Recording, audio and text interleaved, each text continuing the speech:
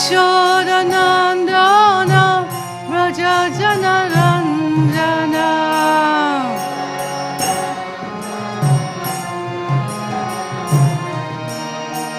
Yamuna Tiravana Chari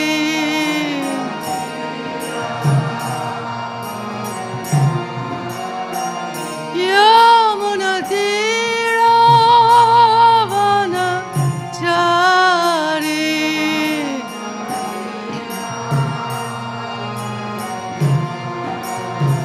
Jaya Radha Madhava Kunja Bihari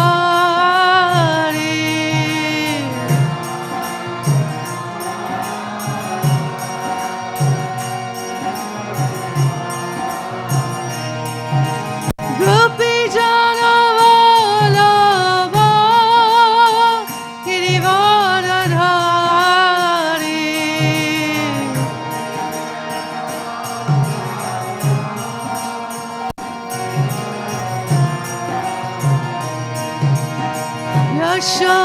Yashodanandana Raja Janaranjana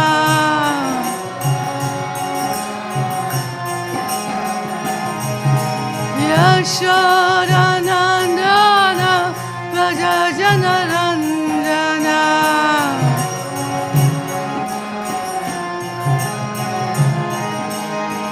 Yamuna Tiravana Chari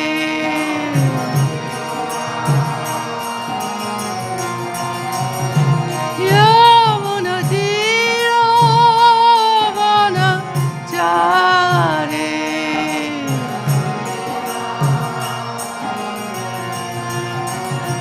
Jaya Radha Madhava Kunja Bihari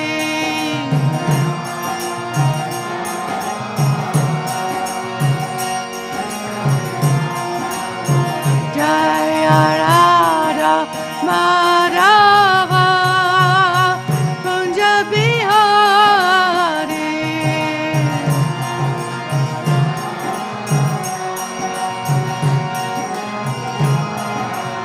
Jaya Radha Madhava Kunja Bihari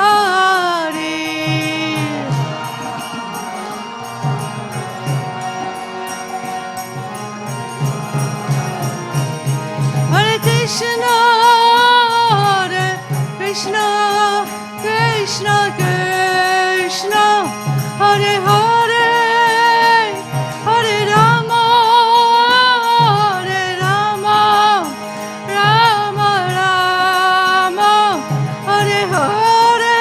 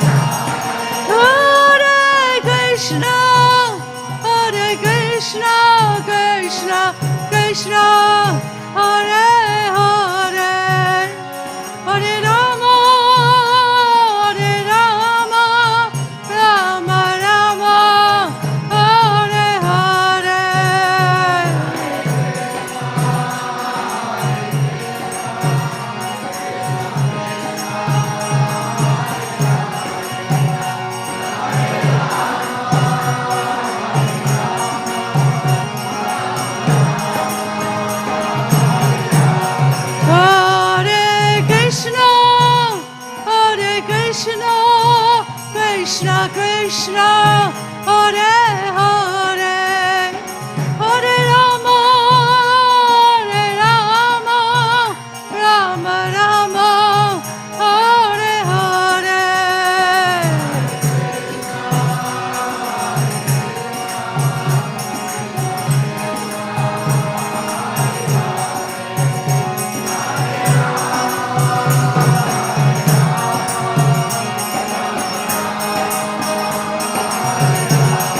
Jaya Prabhupada, Jaya Prabhupada, Jaya Prabhupada, Jaya Prabhupada.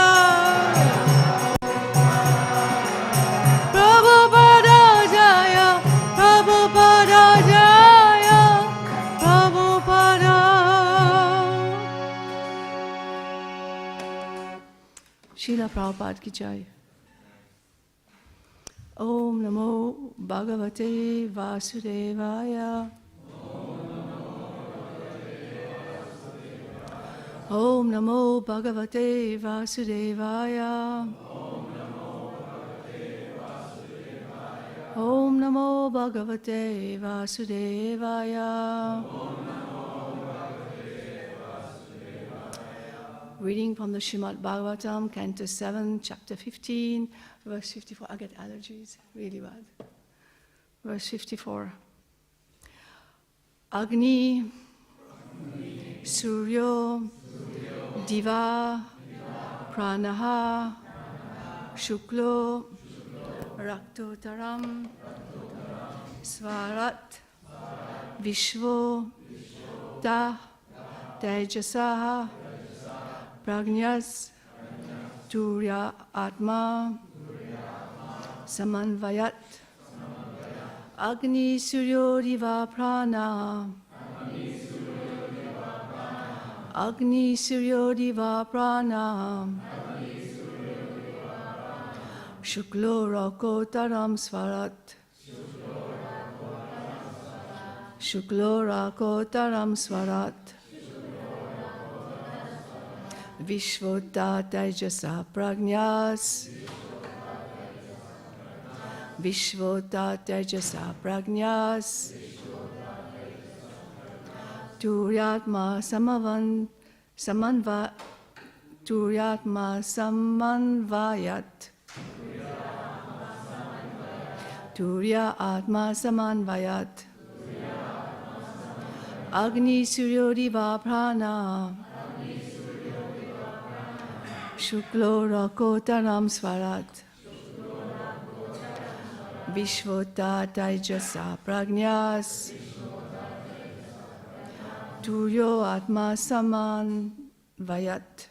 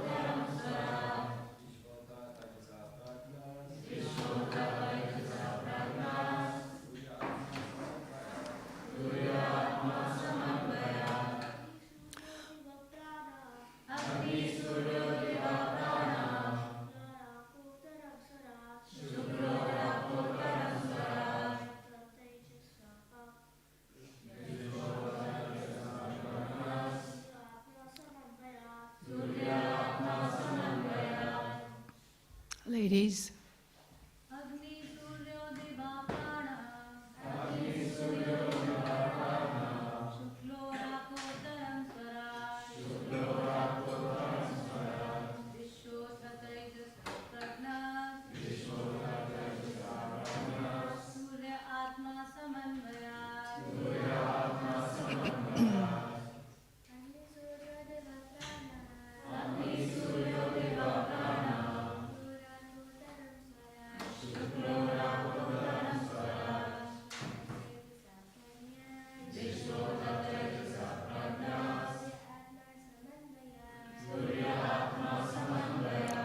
Agni, fire.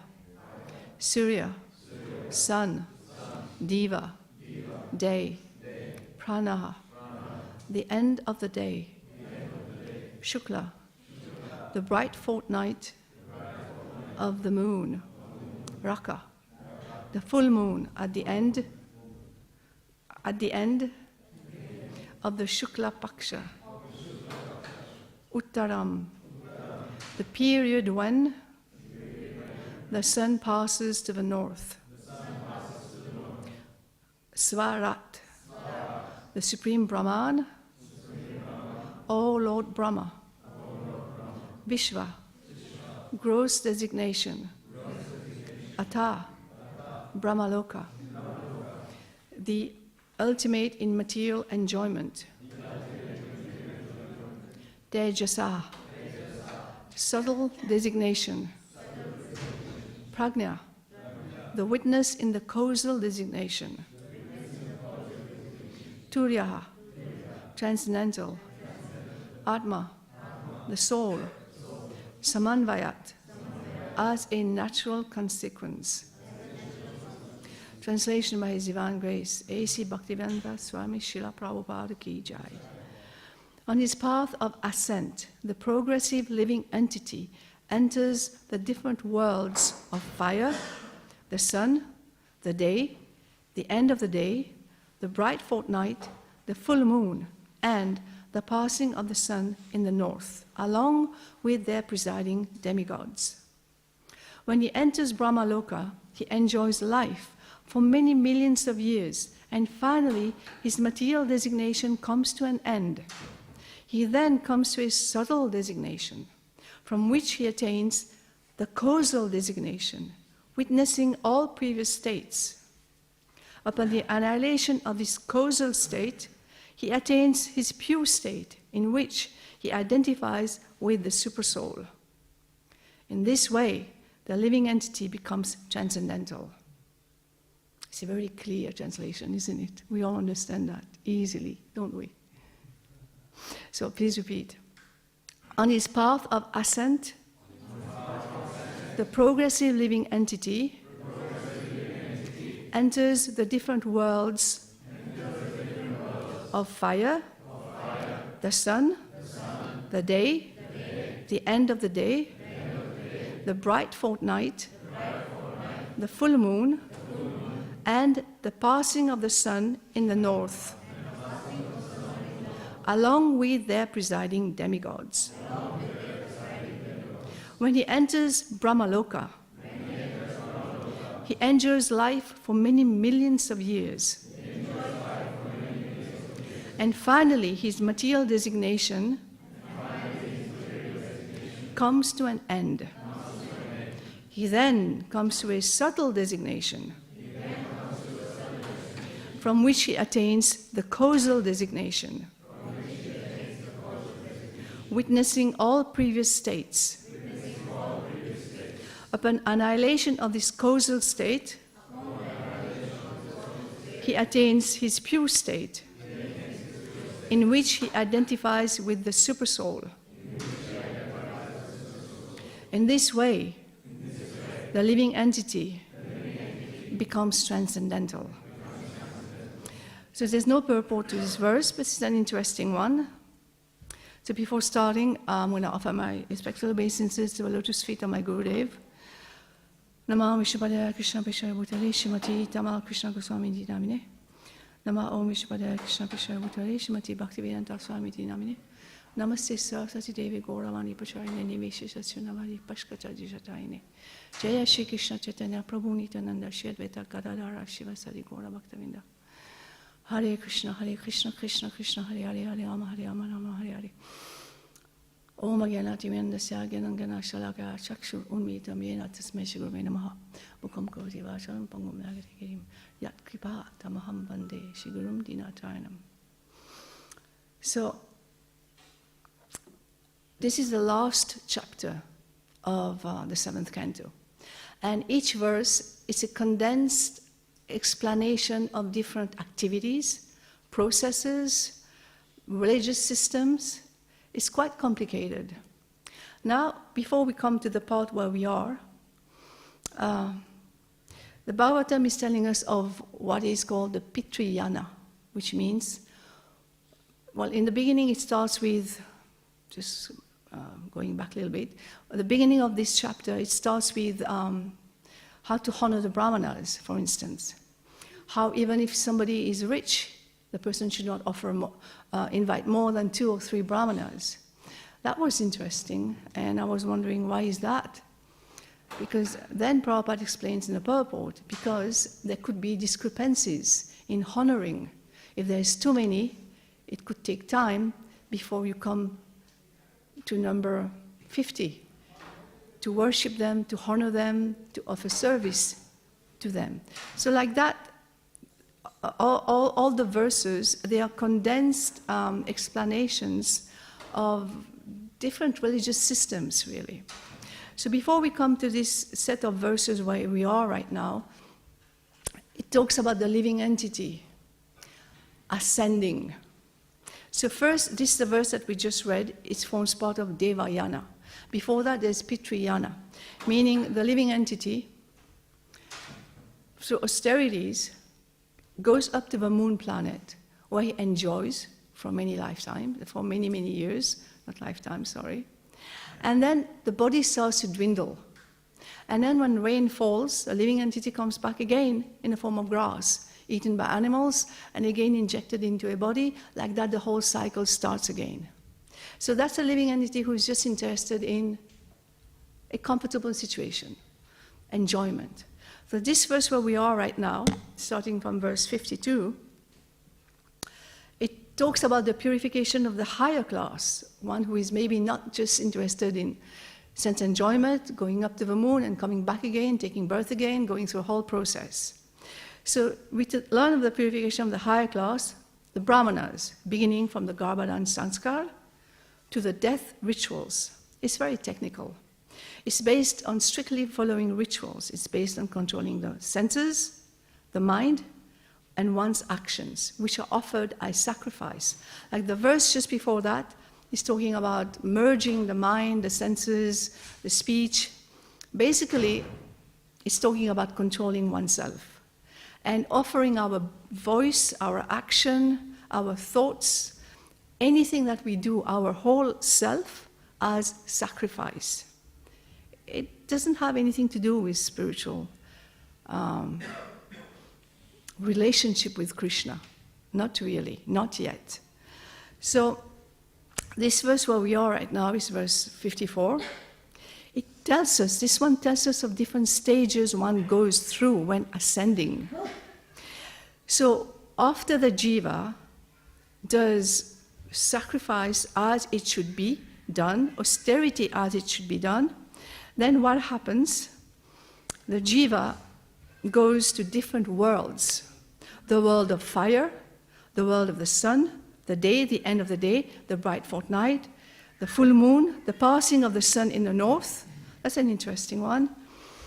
When we read Mahabharata and we hear of Bhishma as passing away, so the Battle of Kurukshetra took place around December. We all know that. Gita Jayanti is in December.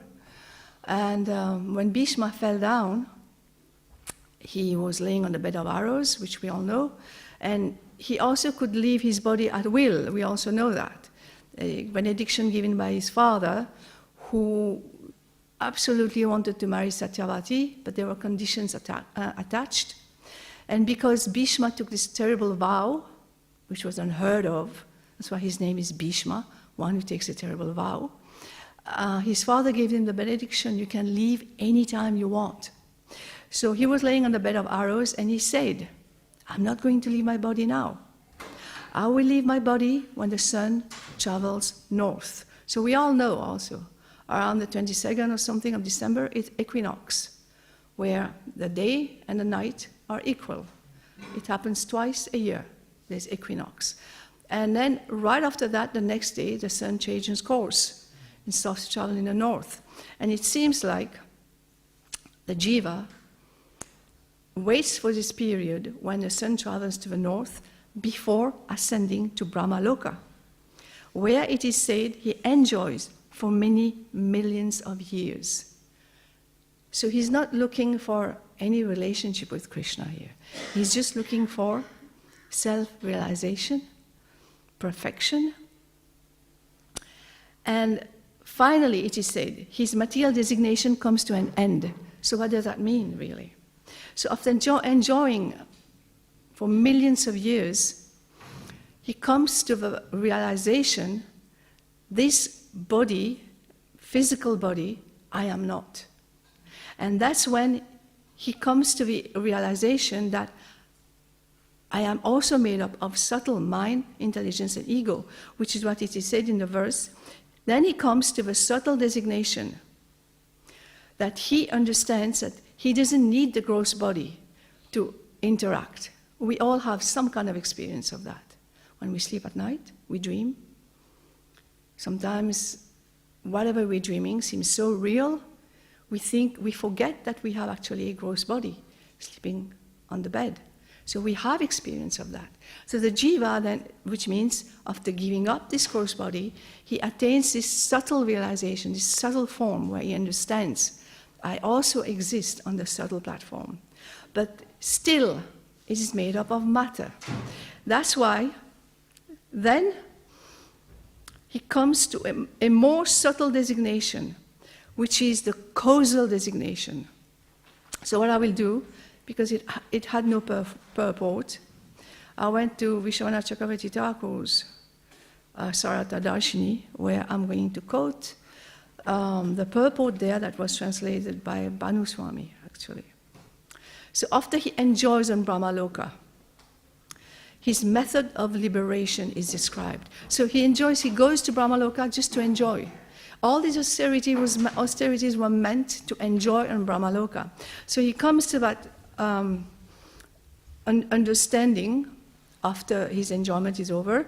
I get rid of my gross body, and then he merges. Then he is with his subtle body. Then he merges his subtle covering into the very subtle covering called karana, causal. That causal understanding, covering, this is what is producing our bodies. It is based on sanskaras, impressions that we gather through lifetimes of living here, and at some time, something from the past, some desires, now it is ripe, that we all know, in seed form, growing, comes to the form where it bears fruit. Now it is ready, and the desire appears in our mind, and this is what's going to give us a body, a subtle body and a gross body. But when the jiva is in Brahmaloka, he first of all gets rid of his gross body, his subtle body, then he sees that which causes his different states. And he also gets rid of that causal state. And then what is left, which means he understands at this point, he is non-different from the super soul in terms of Sat Chit Ananda. So as he understands, I am Atma, Atma doesn't cause anything, is not caused by anything, and will not produce anything, has nothing to do with this physical world of action and reaction. He sees that very clearly. That's when he gives up gross body, subtle body, causal state.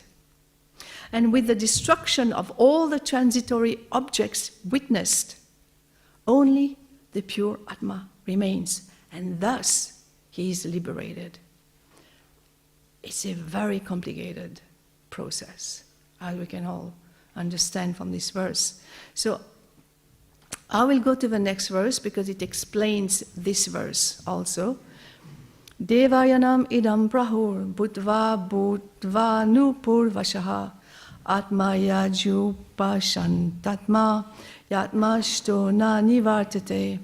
This gradual process of elevation for self-realization is meant for those who are truly aware of the absolute truth. So we just read in the previous verse. That was the gradual process of self-realization. To be able to do that, we have to really palpably understand there is something called the absolute truth. We have some kind of idea, perception of that other eternal world. And so, continuing the translation, after repeated birth and on this path, which is known as Devayana, one attains these consecutive stages. So what does that mean? It means all these different worlds that have been explained, passing through the worlds of fire, the world of the sun, the day, the end of the day. It means each world that the jiva passes through. He takes birth, he dies. He takes birth, he dies. Then he passes through the next stage and the next stage, which means it's a lot of birth and death.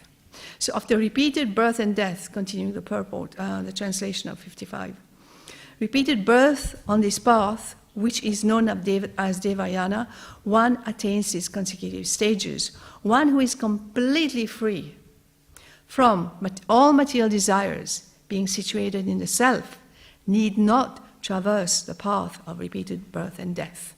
It means if someone doesn't want that enjoyment that we get on Brahmaloka for millions of years, we do not have to go through all that for self-realization. So I'm going to read the next verse, which has a small purport.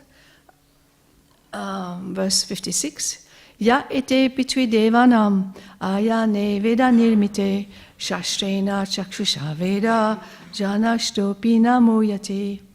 Even though situated in a material body, one who is fully aware of the path known as Pitriyana and Devayana, and who thus opens his eyes in terms of Vedic knowledge, is never bewildered in this material world. So purport by His Divine Grace, A.C. Bhaktivedanta, Swami Śrīmad Bhāgavatam. Acharyavan Purusho Veda, one who is guided by the bona fide spiritual master, knows everything, as stated in the Vedas, which set forth the standard of infallible knowledge. As recommended in Bhagavad Gita, Acharyopasanam, one must approach the Acharya for real knowledge. Tad vijnanartam sa gurum eva bigajet. One must approach the Acharya, for then one will receive perfect knowledge. When guided by the spiritual master, one attains the ultimate goal of life. That's a very comforting purport, meaning that self-realization that is described in the previous verses, we do not have to go through that. Now, it's an interesting description also. When Krishna says in the Bhagavad Gita, among thousands, hardly one will seek perfection. So what are we talking about right now? These verses. It is showing the path to perfection. Perfection, whether it is merging into Brahman, realizing Paramatma, or knowing Bhagavan, perfection means that we uncover our spiritual self. We understand we are at least Sat, like the Brahman, those who want to merge in Brahman. That's what they realize. We are at least eternal. So amongst thousands, so which thousands is he talking about? He says 4 kinds of people come to me. The distressed, the curious, the one in search of money or material comfort, and the one who wants knowledge. And Prabhupada mentions in one lecture we heard a few days ago that the impious will never come to God even when they have these 4 problems. They have these 4 mysteries that they need solving. They will never come to God. So only the pious will come to God. So 4 kinds of people come to Krishna. And he's saying somewhere else, out of thousands, so thousands of whom? Of those who come to Krishna for these 4 reasons. So now we're all sitting here. How many of us came with the idea, I want perfection? I want perfection to realize myself. Like what is described here. I'm going to ascend to Brahmaloka. I will understand I am Atma? How many did we honestly came because of those reasons? We all came because of one of the four, or in combination of the four reasons, which are very selfish reasons actually. It's about I, me and mine. Even that jiva who is looking for perfection and ascending to Brahmaloka, what is he looking for? Enjoyment. Millions of years of enjoyment is again about I, me and mine. So now we understand what Krishna is saying. Among thousands, hardly one will seek perfection. Hardly. If we are honest, yeah, are we really seeking perfection? Hardly. Among thousands of perfected beings, those who are described here right now, who are able to get rid of the gross covering, subtle covering, causal state, among thousands of those kind of jivas, hardly one will know me in truth. Where are we? So now we ask this question. Why am I here? Why did I come? It's all right to come. Akama sarva kamova, moksha karma udardi, tivena bhakti yogina. Whatever reason we come, it's all right. We come to Krishna. But at one point, it has to move somewhere else. Otherwise, we're coming to Krishna for our own selfish reasons. We do not, for instance, come to a temple, Krishna temple, to pray. What does pray mean? Give me, give me, give me. We come to worship. We come to offer prayers. That's what it means. We come to offer prayers. So rituals are so embedded in us that when we come to Krishna, whatever activities that are shown that we do as devotional practice, it has the danger to turn into rituals. Just automatic rituals. Hardly one knows me in truth. Do we want to know Krishna? Or not so much? Because knowing Krishna is also dangerous. If we are sincere, if you really want to know Krishna, and we are working towards that, what does he say? When I'm especially disposed towards someone, I give the person trouble. And like that, the person starts to get rid of everything that weighs him down in this physical world, this material world. So do we really want to know Krishna? Or should we just have a comfortable life here, a little bit of devotional practice, a little bit of festival here and there, chanting Hare Krishna, coming to Mangalarati, all Vaidhi Sadhana Bhakti, which is not wrong. But on that platform, we will never have a relationship with Krishna. So it comes back to the same basics right now. What do I want? Do I want a comfortable situation, good house, comfortable workplace, nice family, devotee, and then I die, I take birth again, I go on like that, birth after birth, in a comfortable situation. Sorry, too much sitting down. So what do we want? If we want Krishna, then something has to develop, to change in the heart. There is one lecture that Prabhupada gave that is very famous. When we became Pujari, I remember that was in the 1980s, the temple president had this lecture transcribed and we all had to almost learn that lecture by heart. It was called Shivigraha and Galagraha.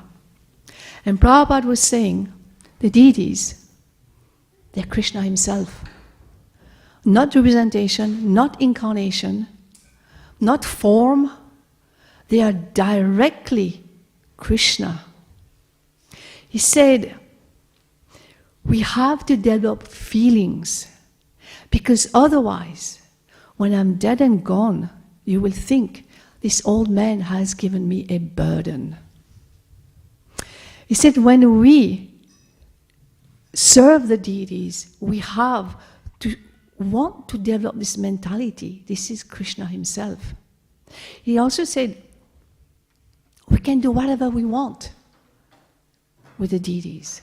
Also, we can do whatever we want. He will not protest. In the lecture, you hear very well Prabhupada saying, he will not protest. Krishna will not protest. And then his voice goes deep. But your life will be finished. I remember at that time in the 80s, when one time we were doing deity worship. So before the curtain opens for the morning arti, the greetings, everything is really fast. You know, you're intense under pressure because you have to open at 7:15. Prabhupada also said, in this Kali Yuga, because we do not have devotion, the opulence is punctuality and cleanliness. Really clean. Our floors have to be so clean that we can eat off it, that clean. So that is our efforts, our devotion. Even if we don't believe in it, we will do it. So at 7:15, the curtain has to open. But before, I don't know how it is here, but in our temple at that time, before the curtain opens, we do a very short arti with incense and fruits. Incense, flowers, and fruits. And the fruit, because the backup devotees are also really under pressure. You have to put the jewels away, you have to put the clothes away, and the pujaris on the altar, they have to clear the altar, put everything back in place. It has to go really fast. And so the fruit that they cut, it's a very easy one. So on the farm in Mauritius, we used to have these creepers, grenadier, passion fruit. Tons of them. So it was easy. You just cut it in two, you scoop out. Can the kids get whatever they want? And this is very disturbing, the in and out. Are you done? Okay. So they would just cut the passion fruit, scoop it out, and put it in a bowl. So one time when I was dressing, take the bowl, put on the altar, say the mantra. Then it comes time to take out the offering. There's only a few minutes left before the curtain opens. And the ball goes flying. Now the altar is, if it's marble or tiles, it's very sticky. Passion fruit seeds are super sticky. When it goes flying, it's everywhere, and now you have to clean it. And the devotee who was with me, she said, Krishna does not want this fruit. I said, why? It went down with every single pujari. I was the last one where it went down. And we could understand he doesn't want it. It was sour. When it's offered, taken off the altar, it would sit there in the corner. Nobody would eat it, and then it would be thrown away.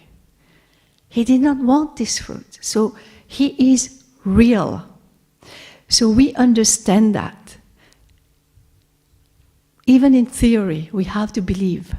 So when we want to understand Krishna, that's the beginning of the relationship. Because understanding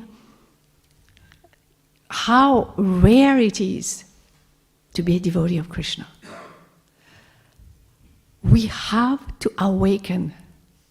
Prabhupada in my lecture says, we, the spirit soul, we are very powerful, perceptive, but we are being suppressed. The word he uses is suppressed by this dull matter, which is the body. It makes us lazy. Advancement in spiritual life means at every moment there's a challenge in the sense of, where is Krishna in all this? Where is Krishna in all this? That is Krishna conscious. It is not that easy. Gaur-Kishore Das Babaji told Bhaktisiddhanta Saraswati Thakur that in all this universe, a Vaishnava is hardly to be seen. Hardly to be seen in this whole universe.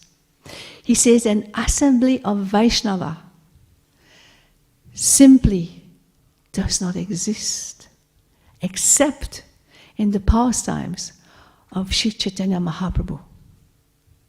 We can understand Bhagavatam is Amala Puran. Yeah? Bhagavatam arose brilliant as the sun after the departure of Lord Krishna. Bhagavatam is the light in this Kali Yuga. But Bhagavatam also explains the different ways of self-realization. We can see from this section we are in right now, how to self-realize is actually so impossible almost. That was the time when people lived for 100,000 years. They could meditate, find Paramatma, observe Paramatma, ascend to all the chakras, to the Brahmarandra. It was a whole process. We cannot even begin to think what it is. It's been given to us, though, in this Kali Yuga, the self-realization, the process of self-realization has been given to us in a very simplified form. Chanting Hare Krishna. But how simple is it really?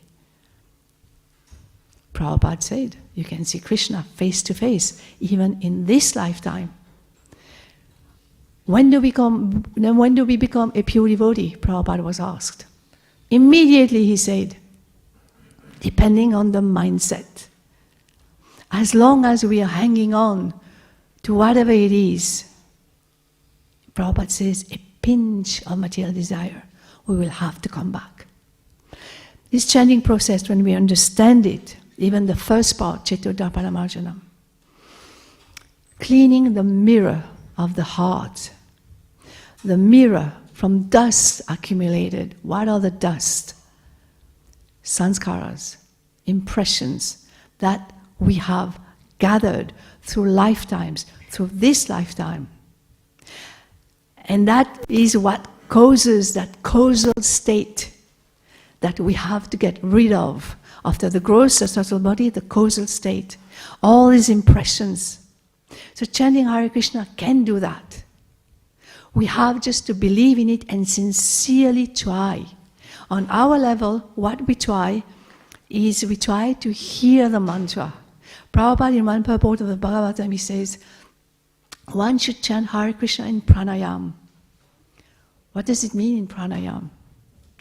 This is also very interesting. So if we try, we've tried, sitting with the chakras aligned, deep breath, Hare Krishna, Hare Krishna, Krishna Krishna, Hare Hare, Hare Rama, Hare Rama, Rama Hare Hare, the mind doesn't go anywhere. Funny. After a deep breath and we chant Hare Krishna, it completely focuses the mind between the ears and the mouth. There is also some kind of technique, some kind of effort we have to put when we chant Hare Krishna. It's not just something we come together for enjoyment in kirtan or some ritual that we do for our own happiness. It will come, but after a while we're not thinking of our happiness. We're thinking of that relationship we want to have with Krishna. Hopefully. There's one lecture on CC, Chaitanya Charitamrita, where Prabhupada says, we should try to know Krishna. We should try to know him. He's the only one who says, and then there's this world where you go, you will never come back. Nowhere else. No one else says that. Comes back to the basics. What do we want? Do I want to go? Do I want to stay? It's completely, totally free will. So Prabhupada says we should try to know Krishna. And we should try to know Krishna from Krishna himself. Krishna talks about himself, where? In the Bhagavad Gita. Prabhupada mentions in the Bhagavad Gita, he's not talking about the gopis or his intimate relationship. He's talking about who he is. Aham sarvasya prabhavo, I'm the seed-giving father. From me material worlds come, spiritual worlds come. I will protect you from all sinful reactions, do not fear. And he says we should try to know Krishna, and at the end, he says, if we are fortunate, if you ever listen to that lecture, you will hear Prabhupada makes a slight pause. And if your mind is running, you think Prabhupada is probably going to say, if we are fortunate, we become an associate of Krishna. But he doesn't say that. He said, at the end, if you are fortunate, then you surrender. His voice goes deep. Do we understand from which level surrender starts? from the level of knowing Krishna. Why should we want to love someone, surrender to someone that we do not know, we do not believe in? Or we're just coming to Krishna for rituals so that I can get what I want? Or we will get it. There's no problem in that. He'll give us whatever we want. Brahma Loka, whatever Loka we want, our own planet. He will give us. But that relationship with Him, we hear from the Śrīmad Bhāgavatam, even in the spiritual sky, Goloka Vrindavan is far removed from all the other planets. Why? Because that relationship that Krishna has with his gopas, his gopis, Mother Yashoda, his parents, and everybody else, it is so devoid of formality, so based on spontaneous love, that he doesn't want this to get disturbed by anything, any awe and reverence that emanates from all the other planets. So what do we want? Who do we want? So in this Kali Yuga that we are fortunate also, because we have chanting of the Hare Krishna Mahamantra. But one thing we have to remember, chanting Hare Krishna also waters weeds, big weeds. Chaitanya Mahaprabhu speaks about those weeds. Some of the weeds look the same as the Bhakti Lata. We will think it's a Bhakti Lata.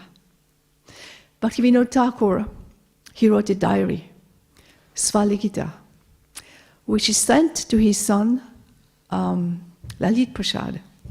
And there's one section there that is very, very interesting. He says, there is a subtle difference between aprakrita, meaning transcendental, and adhyatmika, meaning psychological. And he explains psychological as an emotional state affecting the mind, which means we hear of things happening that makes us sad, makes us happy, makes us curious, makes us whatever is going on in the world. Creates situation in social situations, emotional situations, and this affects the mind. So psychological is an emotional state that affects the mind or that arises in the mind. Like I think it's Macbeth. I myself creating what I saw. Meaning mental speculation. I imagine things. And Bhaktivedanta Thakur says, the difference between transcendental and those two psychological states is so subtle, generally no one can grasp. Who is he talking about?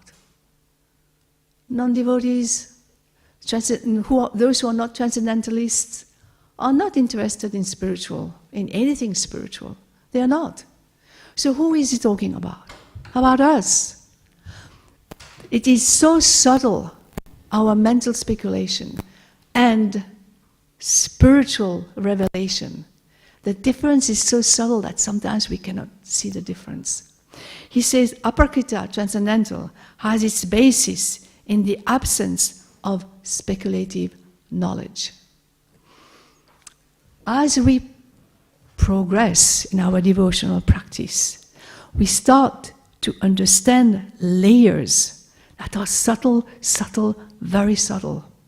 And when we recognize the faults in ourselves, it's a good thing. You have to be quiet. Yeah. Children do not make the choice of coming to class. Adults do. It's good if they can draw whatever, but it's good to discipline children, especially in the temple. Otherwise, they'll grow up thinking it's a place where I enjoy, where I do whatever I want. Sorry. So when we chant Hare Krishna, we have to understand there is weeds that grow. For instance, all these Kirtan Melas that happen. Yeah. Now, because we travel quite a bit, there's a tendency a trend that is going on. All the young kids are learning how to sing. All the young kids are learning how to play instruments, which is not a bad thing. But the bad thing is how they're fighting to get on stage. They want to get on that stage. They could learn how to play instruments and do it for the pleasure of Krishna. When the temple is empty, what is the harm? Come and chant. Let's start to understand Krishna is real. I can come when the temple is empty and I practice. The sadhana of kirtan is practicing on my own.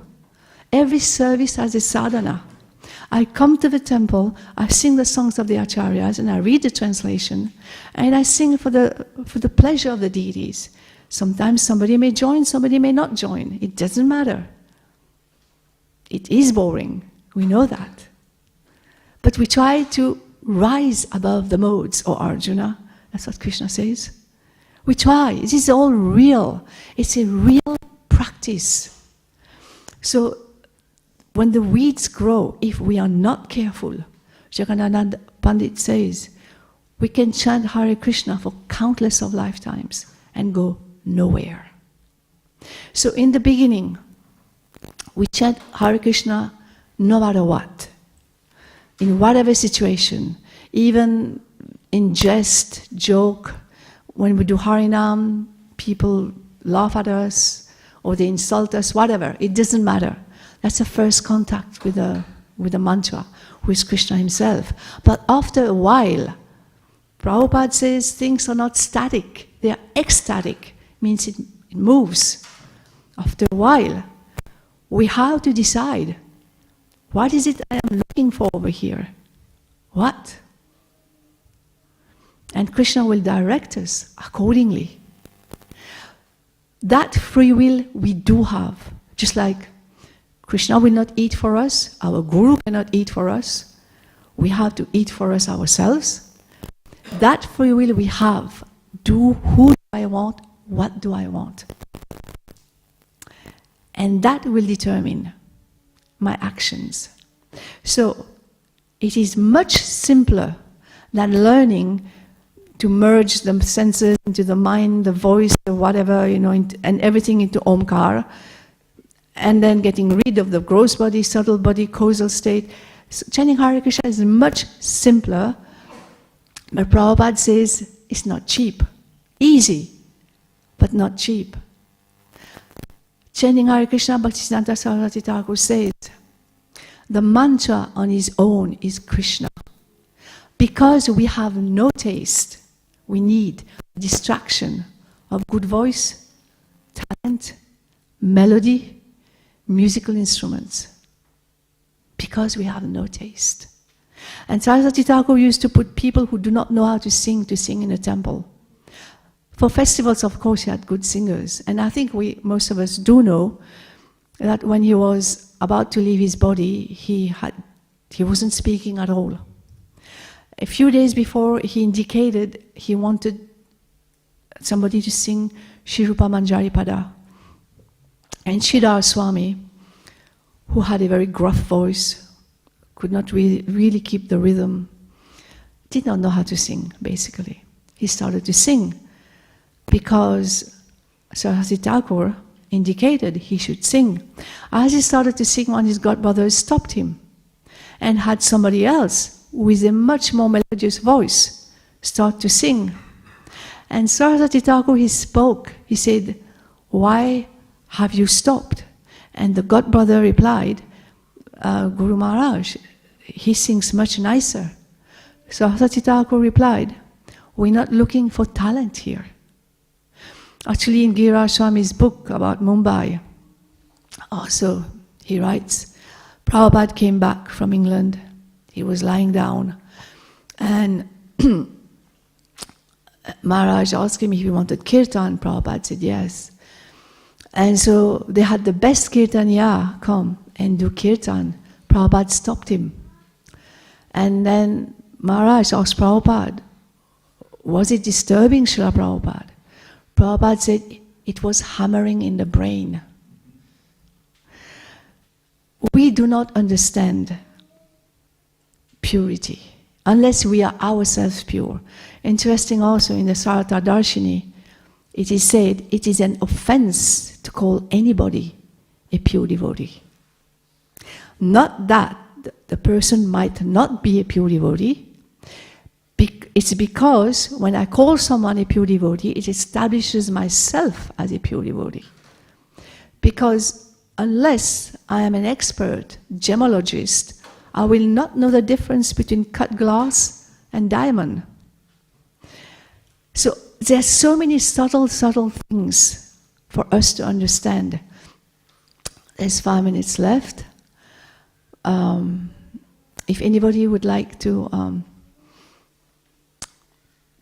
add something, comment. Yes, Prabhu. Hare Krishna Madhavi, thank you very much for a wonderful lecture. How to recognize the weeds? What is the way to recognize those weeds which are coming when we are chanting the holy name?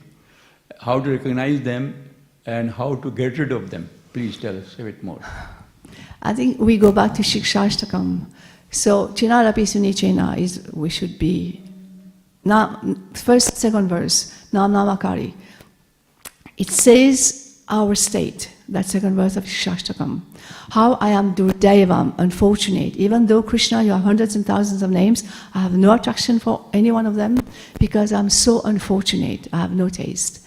But from that state of reality, I can chant helplessly Hare Krishna, because Chinadapi Sunichena means one should chant the Hare Krishna Mahamantra in a helpless state of mind. How do I cultivate a helpless state of mind? It's not something that I'm imagining. Oh, actually, I'm really great, but now I play helpless. No, I'm helpless because I know I have no taste. So when I start to chant Hare Krishna, things will follow. How these weeds, the main big ones, Chaitanya Mahaprabhu, he says, Dhanam Janam Sundarim Kavita. We can see that. They come. Name, fame. Recently, I heard one statement from someone somewhere in the world. The Kirtanyas are actually like stars. That is Dhanam Janam Sundarim, isn't it? Think about it. Are they like stars? So you see, it is so difficult to become servant. Proud, arrogance, we are born with it. This is not a problem. We don't have to learn. But to learn to be servant, it's an impossible thing. And hearing that statement makes you cringe. You do not want to be that. Because Krishna, we cannot understand how he acts, what he's going to do. It is said, maybe Brahma, maybe Narada knows of Krishna's plan, but nobody knows of his intention. So we can recognize them when we see, I want my recognition. I want prime time, for instance. Or I want to do dressing because it's a festival day. Or I want that particular offering because of whoever is going to eat. We can know that when I want to self-establish myself. It is said we can get rid of everything except pratishta, recognition. It's very, very, very hard. I can want recognition for my humility. That's why Krishna says humility, pridelessness. How to get rid?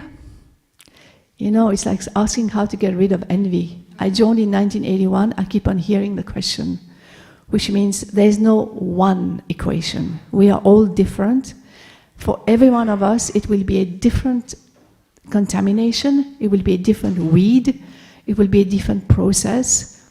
Krishna is real, the name is real, we pray. We try to chant Hare Krishna sincerely by hearing ourselves, hearing the syllable. That's how we start to get rid. I can only reply according to my realization. I hope it satisfies. Yeah. Hare Krishna.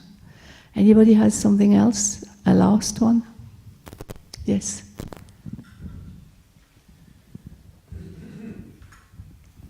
Hare Krishna, Mataji. Thank you for the nice class. Mataji, you had I've heard in Srila Prabhupada's lectures that when we chant sincerely without any offenses, we can understand our true relationship with Lord Krishna, our true Sarupa. So what does that mean? How does it look like to understand our true relationship with Lord Krishna? One of the acharyas says when Krishna comes to us, we won't even know. All we have to do is chant Hare Krishna sincerely. We cannot understand the absolute. If we try to understand the absolute, we will just speculate. Try to understand. Krishna has, in one of the verses, in the 10th canto, he has no back, no front, no inside, no outside. What do you see? No back, no front, no inside, no outside. Nothing. That's how bad it is. We do not understand. We have a back, we have a front, we have an inside, we have an outside, meaning we are limited. The limited cannot understand the unlimited. We have to do what we have to do. Then he comes to us, it's revealed. So our first reciprocation from Krishna is not that we are gopis or whatever. It's, I would like to chant good rounds. Because that's a relationship. On our level, our first relationship with Krishna is I would like to do whatever devotional practice I'm doing in a way to please him sincerely with the best ability that I have. And when I start to do that, what is the first revelation that I get? Who am I? 1/10,000 part, the tip of a hair. I don't realize my greatness. I realize my smallness. Once I start to understand that, then things follow. Bhaktivedanta Saraswati Thakur said, he actually spent 90% of his time, of his preaching, establishing what the absolute is not. When we understand what it's not, the 10% of what it is will follow automatically. That should be something that we read. Bhaktivedanta Saraswati Thakur wrote a book called The 10 Offenses Against the Chanting of the Hare Krishna Mahamantra, Prakita Rasa Shata Dushani. 100 verses against 100 verses against, of offenses against chanting the Hare Krishna Mahamantra. And they are very revealing. So we do not have to understand our relationship with the Absolute Truth. We just have to do our devotional practice sincerely. We stay because there is reciprocation, and that is very individual. Hare Krishna. I think we should stop here because it's 10 to 9 and they have to set up. Thank you very much. Hare Krishna, Vancha Kalpatavista Kipasinamesha Patitanam Pavani Bhuvashami Bunam Namaha. Srila Prabhupada ki Jai.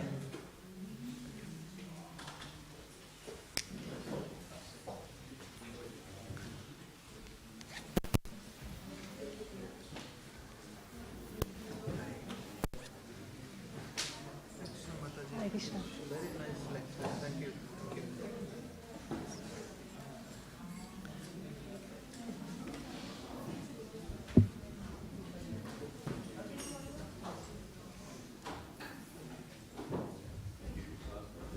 Hare Krishna.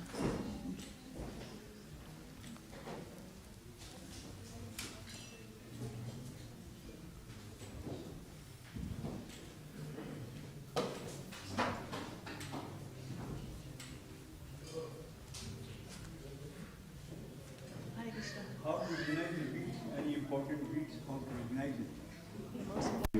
By asking the question, you recognize it. That's a very good one. Yeah, that's true. We would not ask the question unless we know it's there. And we know which one it is. So you already know which one it is.